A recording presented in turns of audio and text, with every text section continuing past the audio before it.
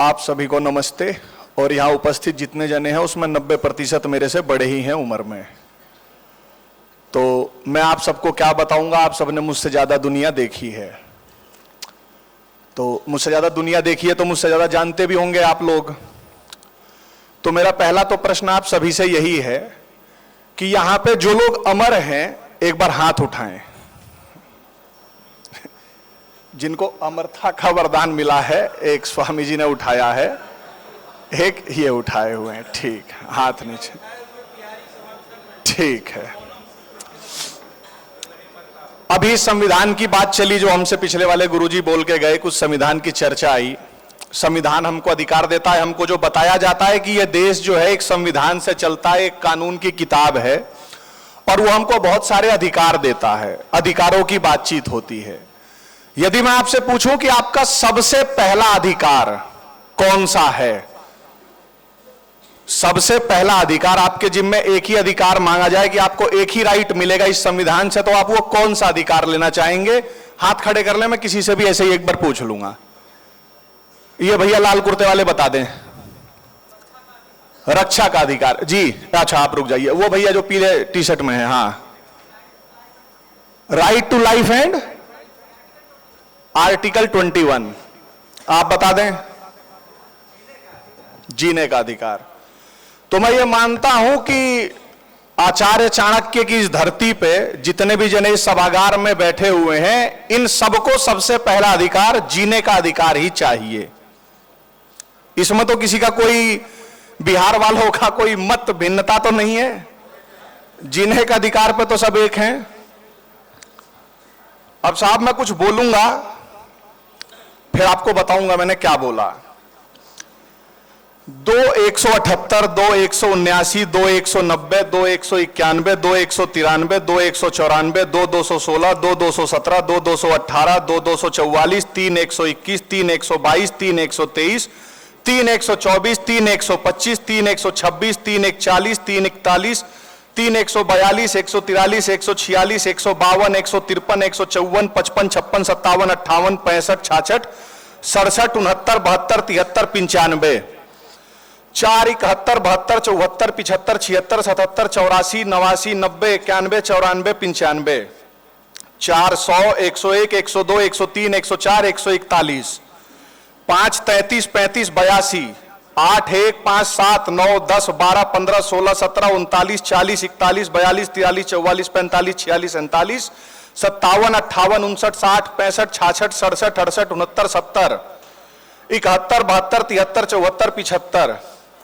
9, 5, 12, 13, 14, 16, 19, 20, 24, 25, 26, 29, 36, 38, 39, 41, 44, 52, 53, 81, 83, 86, 88, 92, 9, 111, 120, 122, 123, 16, 110, 22, 39, 22, 58, 78, 24, 53, 24, 55, 25, 52, 29, 6, 29, 69, 33, 15, 18, 20, 23, 25, 26, 27, 50, 42, 39, 47, 4, 47, 20, 35, 48, 15, 16, 17, 18, 19, 20, 21, 22, 23, 24, 49, 15, 59, 2, 5, 6, 7, 8, 14, 60, 9, 61, 4, 61, 11, 13, 63, 4, 64, 14, 66, 9, 73, 20, 76, 08,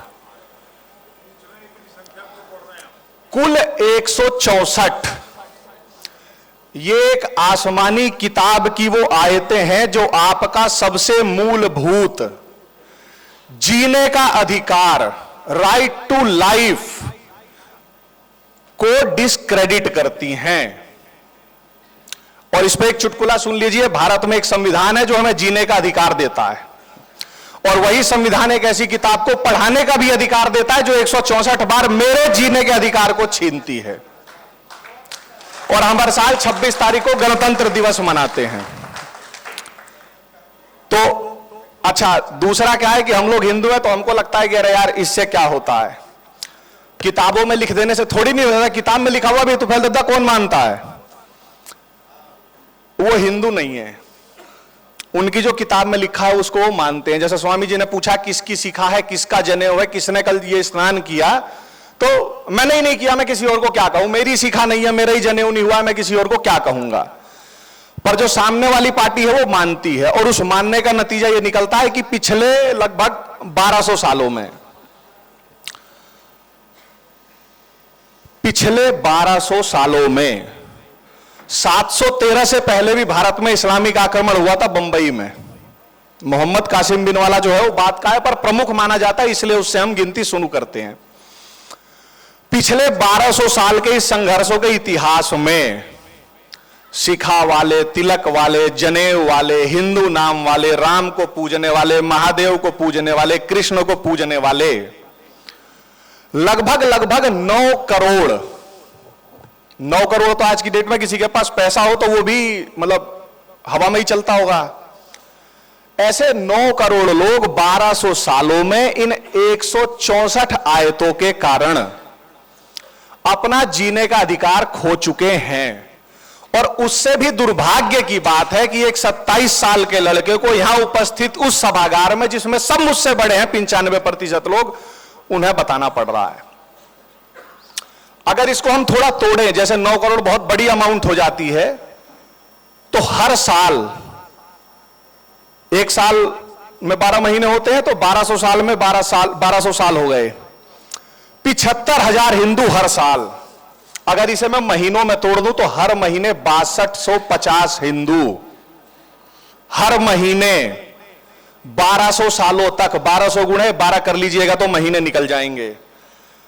आप कहें कि ये भी थोड़ी बड़ी कैलकुलेशन हो गई, थोड़ी छोटे में बताओ, तो प्रतिदिन 208 हिंदू, एक साल में 365 दिन होते हैं, प्रतिदिन में 208 कह रहा हूं, और ये 1200 साल का आंकड़ा है। और आप सब लोग जितनी देर से आके बैठे हुए हैं, हर घंटे 8 हिंदू इस भारत भूमि पे इन 164 आयतों के कारण मारा गया है, और यह क्रम 1200 सालों से चल रहा है। और स्थिति आज भी बहुत कुछ नहीं बदली है, बस आज क्या है कि आज के जमाने में सेमिनार होने लगे हैं, इससे फालतू कुछ बदला नहीं। अभी सती और इस पे कुछ बात चली थी, मैं सती पे तो क्या बोलूंगा, उस पे पहले ही बात कर चुके हैं मुझसे पहले के श्रेष्ठ जन। एक जौहर होता है, जौहर का नाम आप में से लोगों ने अब सब सुनी लिया होगा, वो फिल्म आई थी जौहर वाली, इस कारण भी। उस फिल्म के आने से पहले जौहर का नाम मुझे नहीं लगता, या जो मैंने दिल्ली देखी है या जिन लोगों से मैं मिला हूं छोटी सी आयु में, बहुत कम लोग जानते थे। आपको पता है जौहर क्यों होता था? अग्नि से मृत्यु। अब मैं यहां पे किसी को आत्महत्या करने के तरीके नहीं सुझाऊंगा, कल को कोई कह देगा मैंने कौशलेश राय को बोलता हुआ सुना था, उन्होंने सुसाइड का तरीका बताया, मर गया, मुझे जेल हो जाएगी। पर आप सब जानते हैं मरने के 36 प्रकार हैं, और उसमें सबसे कष्टकारी प्रकार जो है वो अग्नि से मृत्यु होती है। भंडारे में आलू की सब्जी और जो पूरी मिलती है, वो आलू तलवे में लग जाता है तो ऐसे करने लगते हैं। यहां अधिकांश पुरुष बैठे हैं, आज घर जाइएगा जब रोटी बनेगी तो उसके बाद उस तवे को जरा छुइएगा, नाच जाएंगे जिनका भी पुरुषार्थ यहां चमक रहा है। आप सोचें, उस तवे को छू के कल्पना कीजिए कि तवा छू जाने से यदि हमें इतनी पीड़ा हो रही है, तो साक्षात जलते अग्निकुंड में मुंह में तुलसी और गंगा जल लेकर हमारी जो माए उतर जाती थी। उन्होंने मृत्यु को वर्ण करने के लिए अग्नि का ही तरीका क्यों चुना? तुफैल जी बैठे हुए, हमारे में ये एक कहा जाता है इंग्लिश में मैन विद कैपिटल एम, ये उनमें गिने जाते हैं। ये मेरी बात को सुन रहे हैं, उससे ज्यादा ही अटैच हो गए हैं, इसलिए इनकी अश्रुधारा रुक नहीं है, और मैं कहूंगा भी नहीं कि रुको, क्योंकि कम से कम पहले वाले ये कर तो लेते थे, अभी वाले तो डिनाई कर देते हैं कि होता ही नहीं है। अग्नि से मृत्यु केवल इसलिए होती थी कि इंग्लिश का एक शब्द होता है नेक्रोफीलिया, गूगल कर लीजिएगा। नेक्रोफीलिया का अर्थ होता है सेक्स विद डेड बॉडीज, मृत देह के साथ सेक्स करते थे ये जो आए थे। और ये क्यों करते थे ऐसा? ये जो आए थे ये ऐसा क्यों करते थे? तो इनके एक परफेक्ट मैन हुए थे, उन्होंने अपनी बहू को नहाते देख लिया था, तो बेटे से बोला था तलाक दे दे, और फिर उससे शादी कर ली थी। एक परफेक्ट मैन हुए थे जो 6 साल और 9 साल, पता नहीं, लोग डिबेट करते हैं, मुझे तो पता भी नहीं क्या है, उन्होंने अपने जीते जी किया था, इसका प्रमाण है। पर यदि बोल दिया जाए तो सर तन से जुदा हो जाएगी। और भारत देश एक संविधान से चलता है, यहां freedom of speech, freedom of speech है, यह है हमारे पास फ्रीडम ऑफ स्पीच की हम यह भी नहीं बता सकते कि हमारे पुरखों ने क्या झेला, हम आजाद भी हैं। तो मैं स्टैंड अप कॉमेडी तो नहीं करता, पर यदि कहूं तो सबसे बड़ा जो प्रैंक होता है ना, एक ब्लफ करते हैं, जो ताशवास खेलते हैं, एक ब्लफ होता है। सबसे बड़ा ब्लफ हुआ था 15 अगस्त 1947 को, जब हमारी दास्ता को सदैव के लिए लीगल सैंक्शन दे दिया गया था। उससे पिछले वालों को पता था देश गुलाम है, पर अब के गुलामों को लगता है कि हम आजाद हैं। मात्र 2 लड्डू और 1 समोसे ने यह कर दिया 15 अगस्त को। और ये जो चीजें हुई थी ये रुक गई हैं, ऐसा नहीं है। और हम रोक क्यों नहीं पाए, तो एक मतलब मैं तो ऋषि मानता हूं सीताराम गोयल, एक एसएल भैरप्पा हैं, उन्होंने कहा था कि जब हम्पी पे इन्होंने आक्रमण किया, गोलकोंडा, बीजापुर और अब्दाली गैंग ने, तो विजयनगर की सेना में कृष्णदेव राय थे। उनका किस्सा सुनिए, बड़ा दिल, इससे बड़ी तृप्ति कोई क्या कर पाएगा। उनकी अपनी सेना में एक मुस्लिम प्लाटून थी, उसने राजधानी में विजयनगर में एक गाय काट दी। तो उनका छोटा भाई कृष्णदेव राय का आया कि भाई ये गाय काट रहे हैं भैया, इनको समझाओ। तो उन्होंने कहा कि ये मेरे सैनिक हैं, मेरा बस इनके शरीर पे है, इनके उस पे थोड़ी नहीं है, मन पे इनको जो काटना है काटें। वो कृष्णदेव राय अपने दरबार में कुरान को रखते थे कि देखो मैं बराबर सम्मान करता हूं। और जब इन तीनों, क्या नाम, गोलकोंडा, बीजापुर और ये अहमद शाह वाली जो टीम थी, ये निजाम शाही, जब इन्होंने हमला किया तो उनकी ही सेना की वो मुस्लिम प्लाटून जो वो ऐसे स्विच कर गई। तो वहां की जो राजकुमारी थी, उन्होंने किताब लिखी मधुर विजयम। उसमें वो लिखती है कि हमारे मंदिरों को तोड़ते हैं, हमारे ग्रंथों को जलाते हैं, हमारी मूर्तियों पर पेशाब करते हैं। They behave as if they have been released from a mental lunatic asylum. एक पागल खाने से छूट के आए हैं, परंतु ऐसा क्यों करते हैं? इसका सबसे पहले भारत में इस प्रश्न का उत्तर कोई खोजा तो उसका नाम था स्वामी दयानंद सरस्वती। उन्होंने भी एक किताब लिखी सत्यार्थ प्रकाश, जिसका 12वां 13वां समुल्लास हम छोड़ के बाकी सब पे ज्ञान लड़ने लगे, चुटिया रखना सही है कि गलत सही है। 13-14 आज आप मिलिए इन लोगों से, ये आपको आपके ही धर्म की कमियों पे ज्ञान देते दिखेंगे। 13वें-14वें समुल्लास को आर्य समाज भी भूल गया। हम आर्य समाज में बहुत ज्यादा गया नहीं हूं, कोई बैठे हो बुरा लगे अच्छा लगे, मैं यहां किसी को खुश करने आया नहीं हूं, ना मेरी रोजी रोटी चल रही किसी से। यहां ने कि मैंने पैसे भी नहीं लेते था कि मेरी फीस है कुछ इतनी चार्ज करता हूं, उल्टा केस होएगा, केस भी खुद ही लड़ूंगा। तो जी ये मैं 2-3 चीजें कर दूंगा। भोजन का समय हो रहा है, मुझे पता है शायद स्वादिष्ट भोजन मिलता है बिना लहसुन प्याज का, सात्विक, तो आप सबके पेट में चूहे भी कूद रहे होंगे। 5 मिनट है जी मेरे पास, कुछ इशारे करके जाऊंगा। कुत्ता देखा आप लोगों ने? सब नहीं देखा होगा। भेड़िए का नाम सुना होगा। कुत्ता और भेड़िया, मैंने 12वीं तक बायोलॉजी पढ़ी है। कुत्ता और भेड़िया जो होते हैं वो जेनेटिकली 99% सेम होते हैं, उनका डीएनए भी सेम होता है। पर कुत्ते हमारे साथ हमारे घरों में रहते हैं, हमारे बेड पे सोते हैं, पर भेड़िए को हम जंगल में छोड़ते नहीं हैं। यहां बिहार में दियर होगा, आप में से जो पुराने लोग हैं, गंगा जी के उस पार वाले को शायद दियर कहते थे, वहां जाते भी होंगे। तो आपने कभी सोचा कि हमने भेड़िए को वहां रखा और कुत्ते को अपने घर में क्यों रख लिया? क्योंकि कुत्ते ने हमारा एक मोरल कोड होता है, उसको स्वीकार कर लिया कि जो मुझे रोटी देगा मैं उसे नहीं काटूंगा, मैं फालतू फंड में किसी को परेशान नहीं करूंगा। इसीलिए कुत्ता हमारे साथ हमारे बेडरूम में सोता है और भेड़िए को देखते ही हम लोग गोली मार देते हैं। कट बैक टू रिलीजन के बुरके में घूम रहा माफिया गैंग, उसने हमारा मोरल कंपास स्वीकार किया है क्या? हमारे लिए बलात्कार बुरा, उनके लिए अच्छा है। आप 100 साल के हो गए तब भी नहीं मान रहे, चंपरास खा रहे हो, काजू बादाम पीस के पी रहे हो कि 150 साल जी जाओ, उसका तो जन्म ही मृत्यु के लिए हुआ है भाई। उसकी धरती ही मरने के बाद शुरू होती है। एक भी भाईजान ऐसा बताएं जो ये चाहता हो कि मैं शतायु हूं, उसका तो ये जितनी तेज मचाऊंगा उतनी जल्दी हूर मिलेगी। उनका जीवन मरने के बाद शुरू होता है, आप उनसे कैसे कंपीट करोगे भाई? आपको जीने की जल्दी है, उसे मरने की जल्दी, आओ लड़ लो, कौन लड़ेगा? मर भी गया तो आप उसका ही फायदा कर रहे हैं। तो जी मिलिशिया से मिलिशिया ही लड़ती है। कोई भी समाज जो है सतत हिंसा के उस मोड में नहीं रह सकता। अब आप अपनी मिलिशिया या तो खड़ी कर लें और नहीं तो किसी ने बताया था, क्या नाम, सूबेदार जी ने बताया था कि रांची में इतने बड़े बड़े घर हैं, दिल्ली में भी हैं। मतलब दिल्ली में भी बहुत महंगी महंगी प्रॉपर्टी है, खाली हो रही है ईस्ट ऑफ कैलाश में, क्योंकि भाईजान के पास लोग हैं जो उन घरों में रहेंगे। और इसका मैं दोष, एक समाधान भी देके जाऊंगा। दोष मैं आपको बता दूं, दोष आपके घरों के बच्चे हैं। यह शायद आप हैं जो पटना में रह रहे हैं, जो हाजीपुर, जहानाबाद और मुजफ्फरपुर और बेतिया और कहां कहां के होंगे, आज राजधानी में आके बस गए हैं 3 BHK में। क्योंकि पहले गांव में जब एक लड़का पढ़ता था ना, तो पढ़ने के बाद वो शहर जाता था इंजीनियर बनने, IAS बनने, डॉक्टर बनने, तो गांव को भरोसा होता था कि गांव में एक पढ़निहार लड़का निकला है। ये 1990-95 तक की बात बता रहा हूं। गांव को यह भरोसा था कि ये पढ़ने में तेज है, गया है, कुछ काम की बात होगी तो आएगा, तो हमें बताएगा। और वो लड़का दिल्ली गया, मुखर्जी नगर में SSC की तैयारी करने, वहीं उसने शादी करी, एक 2 BHK का फ्लैट लिया किराए पे, वहीं बस गया। और उससे भी ज्यादा गुनहगार है कि उस कमीने ने खुद भी इसका सच नहीं जाना, गांव वालों को आके बताना तो छोड़ दें।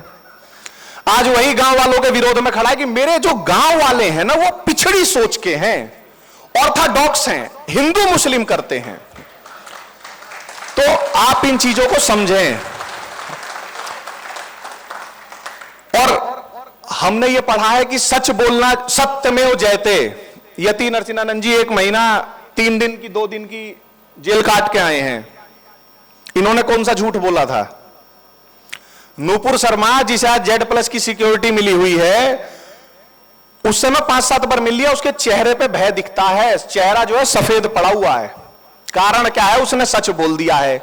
तो हम खुद इतने दोगले, इतने पाखंडी लोग हैं जो कहते तो हैं नारों में सच बोलना चाहिए, पर कोई सच बोल दे तो उसे बचाने की वो भी नहीं कर पाते। और भारत का शासक वर्ग इसके लिए सबसे बड़ा अपराधी है, भारत का शासक वर्ग, क्योंकि इसने हमको कभी भी उस माफिया गैंग का सच नहीं बताया। इसने सदैव हमको सह अस्तित्व सिखाया। और भाई, भेड़ियों के साथ सह अस्तित्व संभव नहीं है। कुछ लोगों को भ्रम हो जाता है, DNA थ्योरी ले आते हैं कि DNA सबका एक है। तो एक सो कॉल्ड परफेक्ट मैन थे, उनसे किसी ने पूछा कि जब आप छोटे थे तो आपकी माताजी का देहांत हो गया था, तो ये ऐसा मानते हैं कि एक सो कॉल्ड जो परफेक्ट मैन एक दीन लेके आए थे, उसके आने से पहले दुनिया में जाहिलियत थी, तो जो उससे पहले मरे वो सब जहन्नुम जाएंगे। तो उनसे पूछा गया, आपकी माताजी तो जाहिलियत में मरी थी हुजूर, तो उन्हें जन्नत फरमाएंगे या दोजख्त की आग? तो उन्होंने कहा था, मेरी मां जाहिलियत में मरी थी इसलिए वो दोजख्त में जाएगी, जन्नत नहीं मिलेगी। हम किस भ्रम में हैं? जो अपनी मां को दोजख्त भेज दे रहा है, वो हमें दे देगा जन्नत?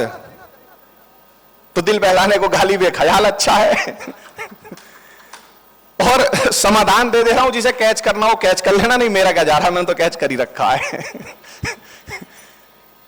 पश्चिमी उत्तर प्रदेश में स्वामी जी, कोई कितना भी बड़ा माफिया हो जाए, उसे बदमाश ही कहा जाता है। उसे बाहुबली, इन शब्दों का प्रयोग, उसे बदमाश कहते हैं। तो पश्चिमी उत्तर प्रदेश में एक ऐसा ही बहुत बड़ा बदमाश हो गया। अब जी बदमाश हो गया तो वो कुछ भी करेगा। वो पड़ोसी की लड़की छेड़े, गाय भैंस खोल के ले आए, खड़ी फसल काट ले, घर वाले परेशान। तो तुफैल जी जैसा उनका कोई फूफा था, वो घर आया तो सारे रोने लगे कि हाय दद्दा, दिक्कत हो रही, वो बदमाश हो गो, ऐसा कर ले, ऐसे कर ले।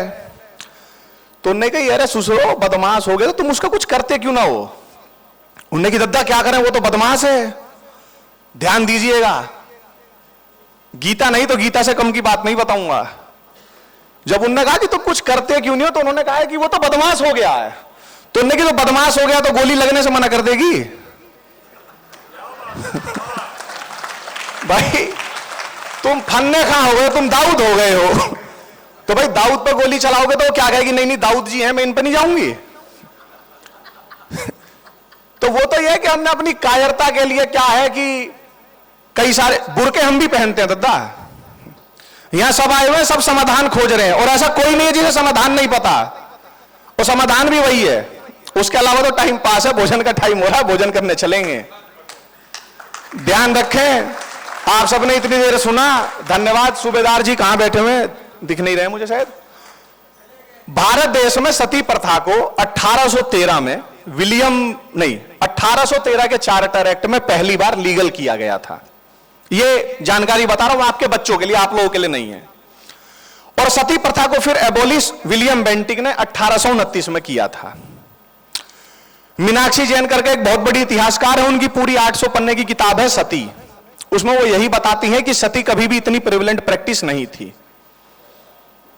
जौहर थी, आप अब कह सकते हैं जौहर का अपभ्रंश वाला या कुछ ऐसा रूप हो। तो कुल मिला के जो मुझे बात कहनी थी मुझे हवा में फेंकनी थी, किसी ने सुन ली हो, जो 25 साल से नीचे वाले हो, बाकी बड़े तो आशीर्वाद ही दे। जय श्री राम।